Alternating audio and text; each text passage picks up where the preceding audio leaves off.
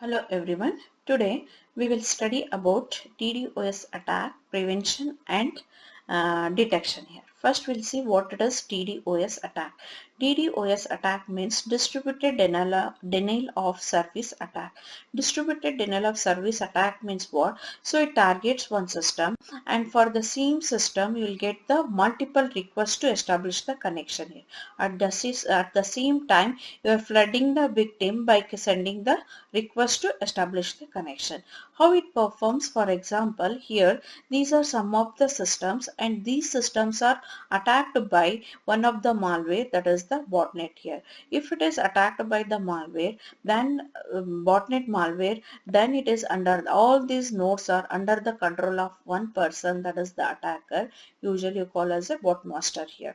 So this attacker will send the command to all these nodes to send a request to this victim at a time to establish a connection here. So at a time if it receives the multiple requests and it's become burden for this victim, no, that one only will call as a DDoS attack here. Next question is how will avoid from such type of the attacks here? Yes, you can avoid by using the prevention measurements or detection, and based on the detection also you can avoid here. First we'll see DDoS prevention. So for prevention also either you can prevent at the host or during networking procedure also. During network means during transmission from one router to another router, that time also you can prevent here. So based on that, first one is preventive measures at the host and second one is preventive measures inside the network here. First we'll see preventive measures at the host. Preventive measures at the host, for example, this is the sender and this is the receiver, and this sender want to send some message to this receiver now. Before sending or before starting communication, first sender and receiver has to establish the TCP connection here. For establishing, first message sent by the sender is sync packet. That sync packet contains what? Source IP address and port number, and it is telling to the receiver that I want to communicate with you. I am interested in communicating you. So next receiver, if that receiver is ready to communicate for communication, then receiver will send the as a reply. That reply contains what? The sync packet with acknowledgement. So now after that sender will send the acknowledgement to receiver. This way first you have to establish a TCP connection. That one only you call as a handshake here. Now question is sync attack here. Sync attack means what it is. So now this is the attacker. So now this is the target here. As I told, first if you want to communicate with the target machine, first you have to send the sync packet here. See, instead of sending one sync packet, here you are sending the multiple sync packets at a time here. Okay, so this multiple sync packets you used as a spoofed sync flood handshake here. So means what it is, one IP address. Okay, so same IP address you are spoofed. Spoof means what? Multiple copies of the same IP address, and with the help of that you are sending, means what? Same copy of the sync packet multiple times you are sending to the target. So now when what happens here, for the target at a time it receives the multiple messages. So in the multiple messages, one message may be genuine or it may be the any other genuine IP address as a spoofed here. So in that situation, if the such type of the attack it occurs, okay, multiple sync packets if this target receives at a time, then he can drop the request here. Okay, the TCP connection request itself, if it drops means no, then it doesn't burden this target to establish the connection here. But here if you are drop the TCP connection, then it may creates a collateral damage. Collateral damage means what? Almost certainly genuine. For example, for genuine users, okay, these three are genuine users and they want the, okay, they want to communicate with this target, but they don't know all are sending the request at the same time here. So now multiple requests if you are receiving as a sync packet, then it's become the problem here. So that's why this one what you call as a collateral damage. Even all are genuine here, then also if this target is not ready to establish the connection, then it is not the correct here. That is what you call as a collateral damage. So now that's why first you have to check all the sync packets whether it is genuine packets or not. Means what? Or you are getting from the known IP address or not. If it is known IP address, then you receive the request from all the sync packets here. If it is unfamiliar source address, if it is unknown IP address to this particular target, then in that time it can discard the connection here. Okay, so this is the preventive measure at the host here. So you can prevent from sync flood. Okay, this is what you call as sync attack, and from the sync attack you can prevent using this way here. One more way is there to handle the situation. So that is what you are using the sync cache. Sync cache means, for example, when you establish the connection, no, you are using the buffers here.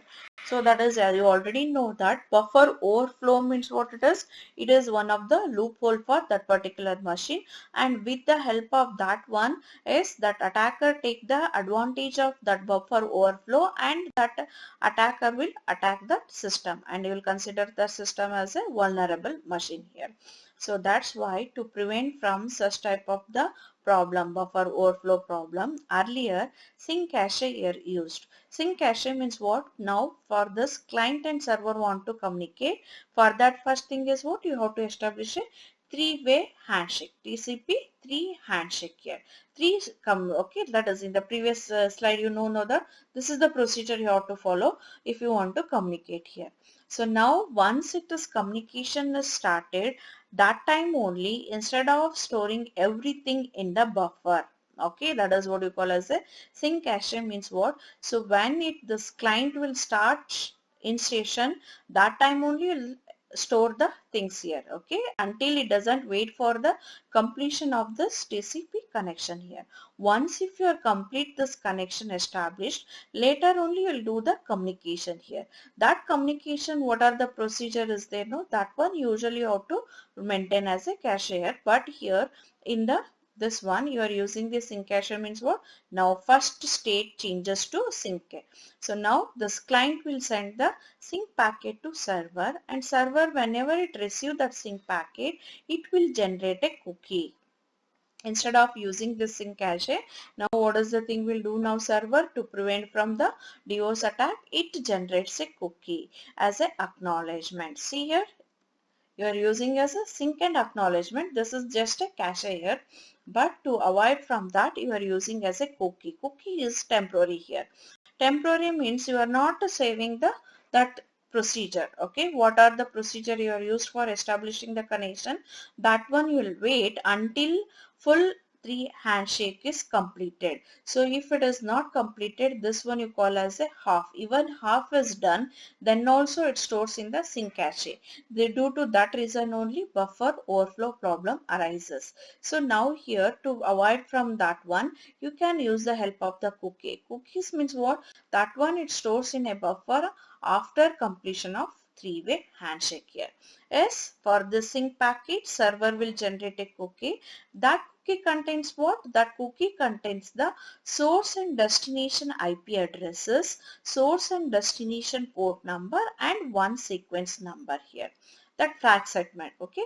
So that one, when it is received by the client will, what it makes, it computes a hash function for this cookies. So now what are the message it is received? No, that sync acknowledgement. So that contains what? Source, destination IP address, port numbers, and sequence number. So that message is okay. For that message, now you are applying the hash function, and after that, what are the key you will get? No hash key. That one you will send as a acknowledgement to that particular cookie. From the client, that hash key is a response to the server as a acknowledgement. When server receive that cookie acknowledgement, once again on server side also it perform the hash function for the message. Even this message already have the source and destination IP addresses, and that sequence number is sent by whom? Server only. So for the same message, Once again it applied the hash function, and after that what are the hash key you will get no, that hash key and this hash key, if it is matched, no, yes, it is a genuine user. Okay, now I'm getting the request from the genuine user, so now it is not a spoofed IP address. So based on that I can okay, yes, this is the in this way it can authenticate this client and it allow the establish the connection here. So this one is what, this is your first message, first handshake here, second handshake, and third one whenever it completes, no, that's why you calling this one as a three-way handshake here. After three-way handshake only, it stores the procedure of the communication in cookies here. Cookies means what? Whatever you want to store, all those things only it stores. So, but caching means what? Once that session starts, no, whatever a procedure takes place, no, it is not under the control of the sender. Okay, during that session, whatever the procedure takes place, everything it stores here. So that's why even that, as I told, hash key, hash function, whatever it is used by the client and server, that thing is known by client and server. That procedure is unknown by this attacker here. So in this way, that server will detect that this is the spoofed IP address, and in this way it okay, it discard the such type of the packets connection, it discards based on that only. So even half done is also it is stored in the cache, due to that buffer overflow may arises here. But in the cookie, when it completes, then only, okay, if connection is established, then only it allowed to store in a buffer here. In this way it reduces that problem here, and it prevents the target to, okay, flooding, over flooding here. Next is preventive measures inside the network, that is preventive measure at the host machine. So now attacks. So here attacks is what? They are using the spoofed source IP addresses. Okay, attacking is based on the spoofed IP address. Spoofed IP address means what it is? So copy of the same source IP address multiple times you are using to send as a request or to attack here. So now first thing is what? You have to check that whether it is a original source IP address or it is a spoofed source IP address. If your attack is DDoS attack is based on this one, then your work is what? You have to distinguish the your original source IP address and spoofed IP address here. If you are distinguished between those two, no, then you can discard the this spoofed IP address. In this way, you can avoid from this prevent from this DDoS attack here.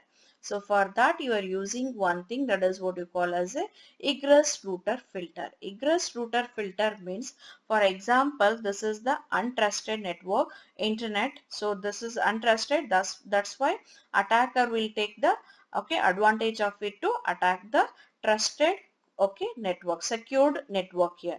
As you, if you want to pass the any packets, first it has to pass through the firewall. So before that, what are the last router you are having, no, that router you are taking as a egress router here.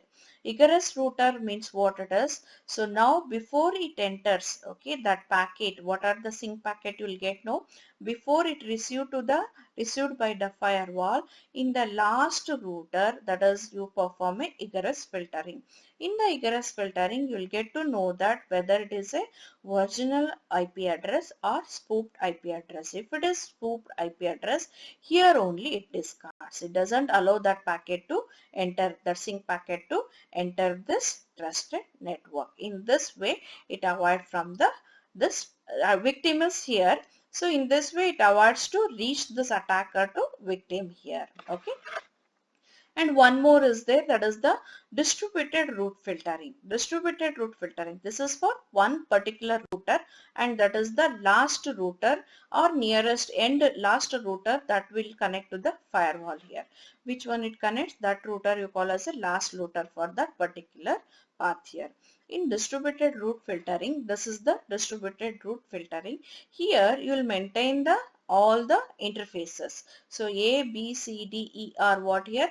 All these are the interfaces, okay, network interfaces used, okay, here, and here you are specifying 1, 5, 7, all these are the nodes. So meaning of this one is we can see, okay, packets, what are the packets you are getting from this 157 nodes. In the same way, C network interface can see what are the packets you will get from, or what are the packets you will receive 2378. Okay, from this nodes, what are the packets you will send? No, all those packets the C network interface can see here. In the same way, D378 here. So this is what you call as a distributed route filtering. For example, now here 7. Okay, these are 7 node. So now if you want to send a packet to node 9 here with the help of this network interfaces. So now for example 7 want to send a some packet to node 9 here. Yes, C interface can see the 7 and B interface can see the 7 and D interface can see the 7 here. In this route, if it is busy, then you can pass that 7 packet node, okay, the node 7 packet to node 9 using this C interface, or you can use this B interface. These are the multiple paths are available to reach from node 7 to node 9 here. So now among these three, which one is free at that time, you can select that interface to send the packet here. Assume that instead of sending from these three interfaces, if I get the request of the, okay, if I get the packet from interface E here, 7, okay, node 7 packet from interface E here. Node 7 IP addresses contain, that packet contain the IP address of node 7, and now you are receiving that packet from in interface E here. Meaning of that one is what it is? Yes, this E can't see that particular node. Meaning of that one is what? This interface is not connected to that particular 7th node here. Then you can't get the any of the packets from the node 7 to this interface here.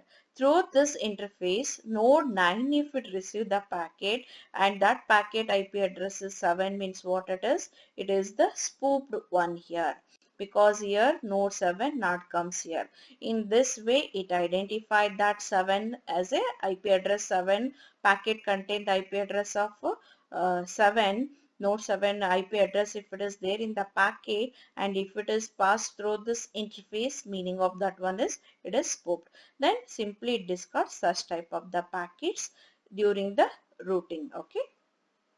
So this is what you call as a distributed route filtering.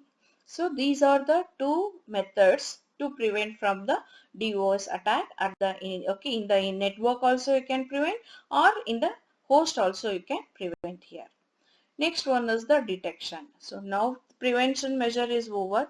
Next question is what? Now how to detect that, whether it is a okay attack is taken place or not, you have to detect here.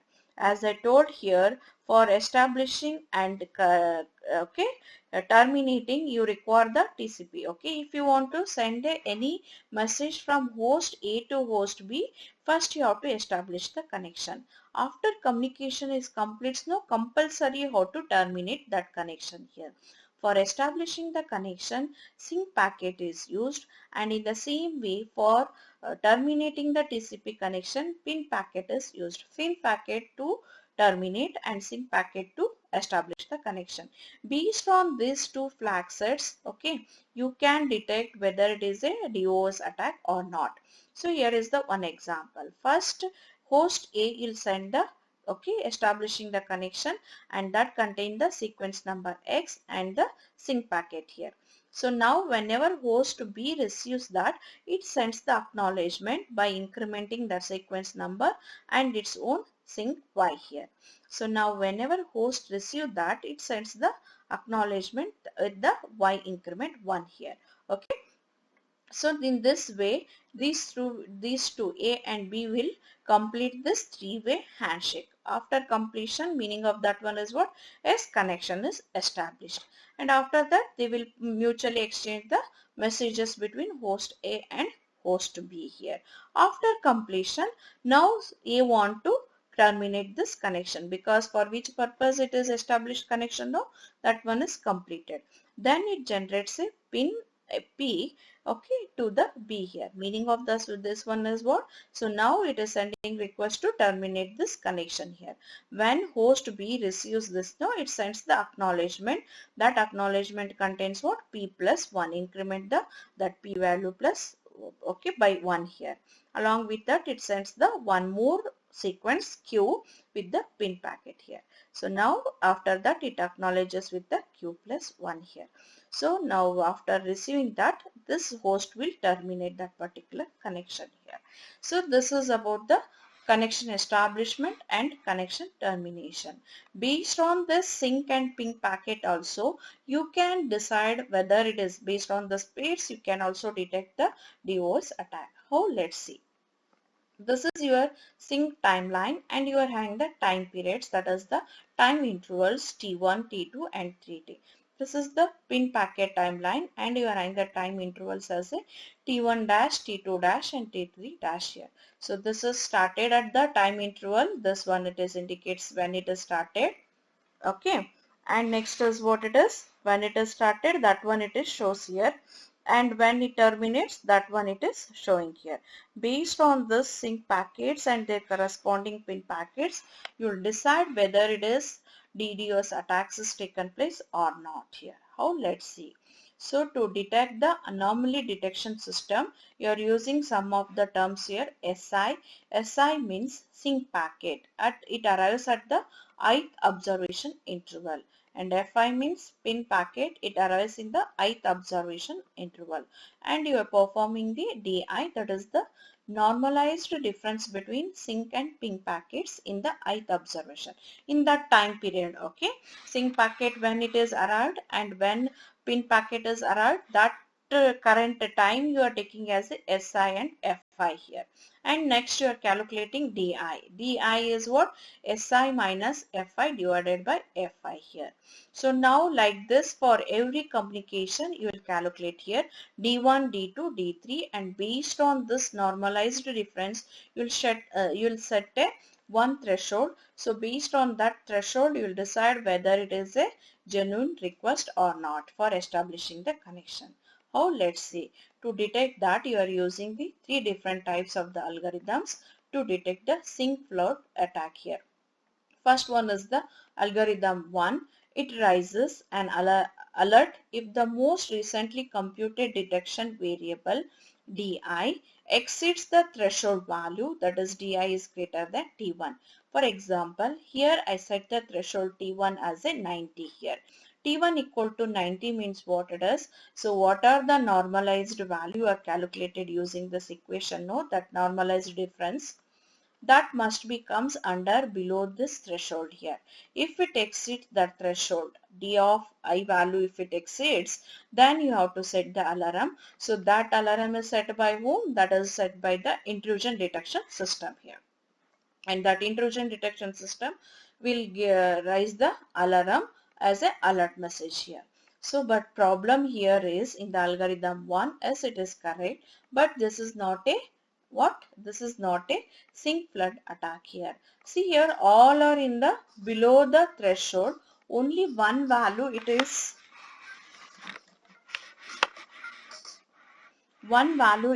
above this threshold here. So now thing is what it is, due to some problem, okay, it may be exceeds the threshold, but this is not a flooded attack, okay, attack related packet, but it is not a attack related packet here. Then also you will discard here actual packets, okay, actual request for the this DOS attacks as a sync flood attacks are, these are the attack packets here. Okay, so these sync packets are what? These sync packets contain spoofed IP address, and intention of this packets, the establishing connection is what? To to make the DOS attack here. But it is cumulative average of these packets, it comes below the threshold value here, but it is almost equal to this threshold T1 here. Then also it doesn't detect and it does not raise the alarm here, and this request also it forwards to the that particular host here. So now here this is, it is not detecting, this one also detects, it is not detect this one as a anomaly system here, it detect as a normal system, but this is not the correct here. So to overcome from that problem, you are using next algorithm, that is the algorithm 2 here. You are using the exponential smoothing. So using this exponential smoothing method, you are calculating the smooth average, and that the smooth average of the previous value of the D exceeds the threshold. Okay, that smooth average of the D, if it exceeds the threshold, then it raises the alarm here. So for calculating that, this is the equation you are using, Si equal to alpha into Di plus 1 minus alpha into S of I minus 1 here. What is alpha value? It may be 0 or 1. Okay, alpha value, okay, it may be 0 or 1, and S0 is 0 here. Like this, for Si, for the all the other intervals, you will calculate using this equation. So based on this, what are the D value will get? No, if it exceeds the threshold value, then it raises the alarm here. Next is third algorithm, to define a modified cumulative sum of previous values of D and raise an alert if this value exceeds a threshold here. So in the first algorithm, so you saw that it is not recognizing this as a anomalous system, okay, request here. So to overcome from that drawback, you are using this algorithm 3, and here usually in the normal operation, the spin value will balance out the number of sinks. Okay, there is the balance between the pin packet and sink packet, but hence the I will be close to 0 only. Always it is near to 0 if there is a balance between these two packets. Based on that, you will set a upper bound U here. So this is your U, and you are set it as upper bound as a 40 here. So bound on the mean of Di during normal operation. All these are normal operations. For that, you will calculate the mean, and based on that mean value, you are set a U upper bound as a 40 here. Let Di dash be shifted version of Di. That is Di dash equal to Di minus U. So this is your upper bound. Below this, what are the things you will get to? This is the U range, and this is full is Di range. So Di minus Du means this range. Okay, this threshold value to this range, what are the things you will get? No, this range you call as a Di dash range here. Below this one is the U range, and whole thing is Di. Di minus U means what? This is the range you will get as a Di dash here. The decision variable Mi used here is defined. So Mi you are using as a modified cumulative sum, and that will calculated using this equation Mi minus 1 plus Di dash I here. I'll tell that one how actually. Now see here this one. So now this one first value, it is below the upper bound here. Then you'll set a Mi value as a cumulative. It is equal to 0 here. And next 3 to okay 1 to okay, that is 2 to 6. All these points are comes above the okay this upper bound. So then these are the variation in that one, and remaining all next is what, it is 7 to I think 13, all are below the upper bound, then it is equal to 0 here. Next 13 to next 22, it varying here. So next means what, it is fluctuating here. Based on that, it below maybe comes, or it maybe goes above the upper bound also. So based on this, you have set a threshold here as a T3, and now here it is below the okay upper bound. This is your upper bound, and 21 to this 26, it is below here. That's why it is 0 here. Below upper bound, if it is there, then you'll take that one as a 0. Above the upper bound, if it is there, no, that one based on the this cumulative sum, you will raise the things here. Fluctuation you are showing here. Next, if I go from 27 to 30 here, see that this one is rising here. Value of the cumulative sum is rising here. So based on this rising value indicates what? These are the okay, anomalous system here. So now in this way it detects the anomalous system, and from that what are the sync packets you will get, no, those packets are discarded. So in this way you can detect and you can prevent from or avoid from such type of the attacks here. Next one is the IP traceback. So now question is you have to check whether it is a spoofed IP address or not. For tracing that also, okay, whether it is a original source IP address or it is spoofed IP address, you have to check. For checking that, you are using the IP traceback here. For tracing the IP address, two methods are there. One is packet marking and another one is the packet logging. Packet marking, it keeps the track of the routers it has visited. So what are the routers it has visited? No, all those routers IP addresses you are kept in the packet here. Obviously IP addresses means what? It is a 32-bit address here. So then here question is how will fit the all those routers IP address here. So that's why here you are using one solution for that one. Okay, for example, one packet if it pass through the four routers, then you have to keep the four routers IP address here.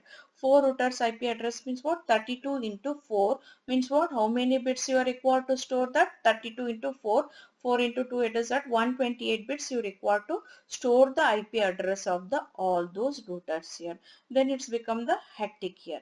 To resolve that, you are using one concept, that is what you call as a computing a global fingerprint of each router. You are calculating a fingerprint. How you are calculating?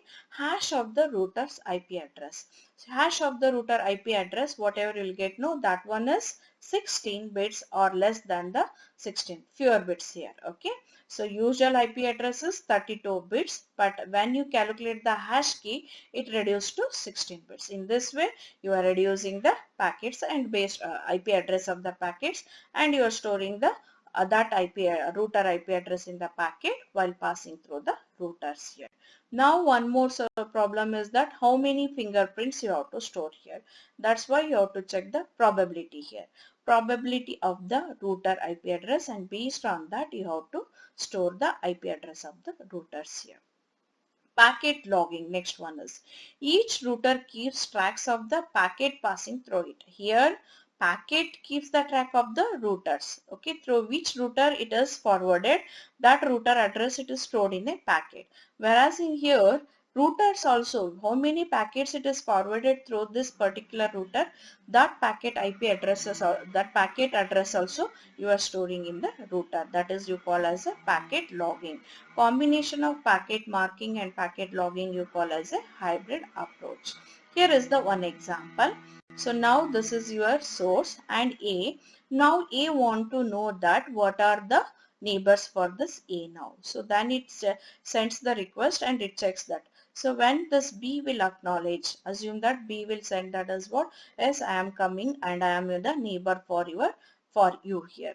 So now whenever this A will send the request to check, oh, okay, who are the neighbor nodes for this A now. So after receiving that request, B will reply, okay, on request it reply that. So then A will get to know that B is the neighbor for A here. In the same way, B want to check the neighbors for this one, okay. It sent the request for B, C and M are the neighbors here. Who will respond, and based on that it will identify that one as a neighbor. Next C, it send request, D is the neighbor. In this way it forward the packets, and after forwarding this procedure is repeat until it reaches the destination router here. Okay, so when it reaches the destination node, then all this router's address is also stored in the packet. Even router's packet logging if you are using, all these nodes also store the which are the packets you are forwarded through this particular router here. In this way you can keep the track of the IP addresses of the things. Okay, so based on that also you can differentiate that one. So either it is a spoofed IP address or not. So if in this way by tracks IP traceback also you can avoid from the spoofed IP addresses. In this way you can also prevent or avoid from the DDoS attack. Is it clear now? Thank you.